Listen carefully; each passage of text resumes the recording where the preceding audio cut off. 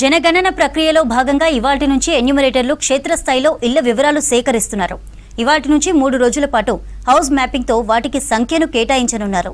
అనంతరం క్షేత్రస్థాయిలో పూర్తి ఇళ్ల జాబితా వివరాలు సేకరిస్తారు. హౌస్ మ్యాపింగ్ ప్రక్రియ ఇవాల్టి నుంచి వచ్చే నెల 9 వరకు జరగనుంది. రాష్ట్రంలో 2027 జనగణన ప్రక్రియలో భాగంగా గత నెల 16 నుంచి నిన్నటి వరకు సెల్ఫ్ ఎన్యూమరేషన్ కార్యక్రమాన్ని నిర్వహించారు. ప్రభుత్వ పోర్టల్లో ప్రజలు స్వచ్ఛందంగా తమ వివరాలు నమోదు చేసుకునేలా అవకాశాన్ని కల్పించారు. తెలంగాణ రాష్ట్రం ఏర్పడిన తర్వాత జరుగుతున్న తొలి జనగణన ఇది. వివరాలు సేకరణే కాకుండా డిజిటల్ పద్ధతిలో కులగణనతో కూడిన చారిత్రాత్మక ప్రక్రియ చేపట్టారు. జనగణన 2వ దశలో భాగంగా ఫిబ్రవరి 2027 నుంచి వ్యక్తుల వ్యక్తిగత సమాచార సేకరణ ప్రారంభించనున్నారు. ఈలోగా ఫస్ట్ ఫేజ్లో సెల్ఫ్ ఎన్యూమరేషన్తో పాటు ఎన్యూమరేటర్లు ఇంటింటికి వెళ్లి వివరాలు సేకరణ పూర్తి చేయనున్నారు.